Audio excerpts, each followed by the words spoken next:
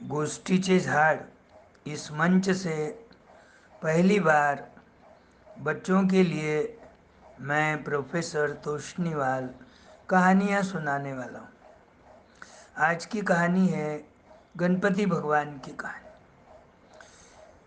एक बार गणपति भगवान को रिसेप्शन के लिए जाना रहता। गणपति का वाहन आपको मालूम है, चूहा। चूहे को उन्होंने बोल के रख दिया कि शाम को तैयार हो जाना, पार्टी को जाना है। चूहा बड़ा खुश हो गया। शाम को 5 बजे दोनों तैयार हो गए। गणपति भगवान अपने रथ में बैठ गए और चूहा रथ खींचने लग गया। हल्लू हल्लू उसके हिसाब से खींचते खींचते खींचते रिसेप्शन की जगह पे पहुंच गए। वहां देखा तो बहुत सारी भीड़, सब लोग आए थे। अब गणपति भगवान ने चूहे को बताया, भाई तू सब तरफ घूम लेना और जो भी पसंद है पेट भर के खा लेना, और खाना होने के बाद मेरे पास आ जाना, चलेंगे फिर। अब चूहा तो चलेगा। देखा बहुत सारे आइटम, आज तो कभी नहीं देखे इतने आइटम खाने को मिल रहे। थोड़ा थोड़ा थोड़ा थोड़ा हर एक आइटम का टेस्ट करते करते उसका पेट भर गया। चलो बोले आखिरी में आइसक्रीम खा लेंगे। आइसक्रीम भी रखा हुआ था वहाँ। अब इधर भगवान ने देखा, पेड़े है, मोदक है, लाडू है, बाकी बहुत सारी चीज़ें हैं, लेकिन गणपति भगवान को तो ये 2-3 चीज़ें ही ज़्यादा पसंद। उन्होंने पेड़े खा लिए।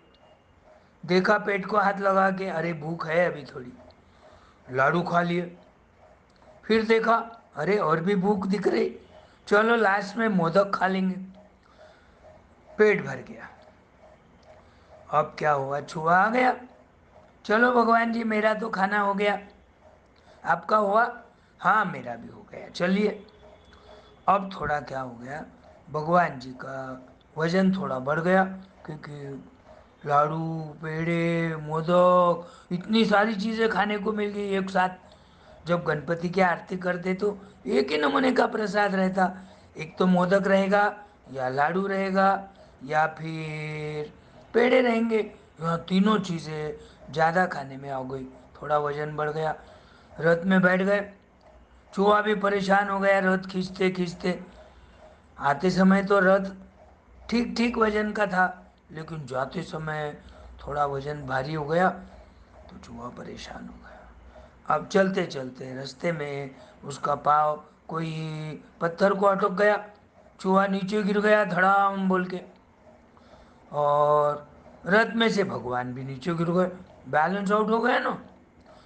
अब क्या हो गया, भगवान जी के पेट में से मोदक, लाडू, पेड़े, पेट फट गया और सारे रास्ते पे बिखर गए।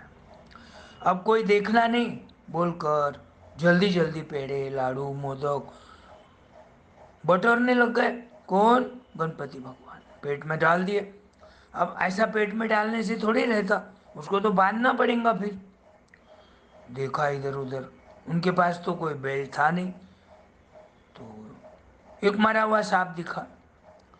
अब मरे हुए सांप को ही उठा लिए और बेल्ट अपन कैसा बांधते पैंट को, वैसा उन्होंने पेट को बेल्ट मरा हुआ सांप बांध दिया। अब ये सारी गम्मत ऊपर से चंदा मामा देख रहा।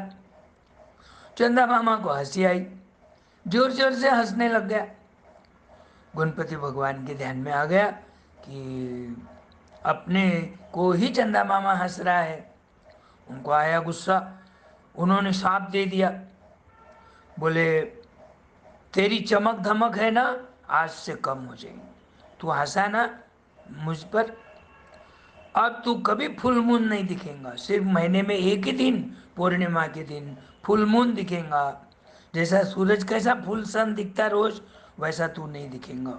और तेरी चमक धमक भी कम होते जाएंगी। कभी तेरी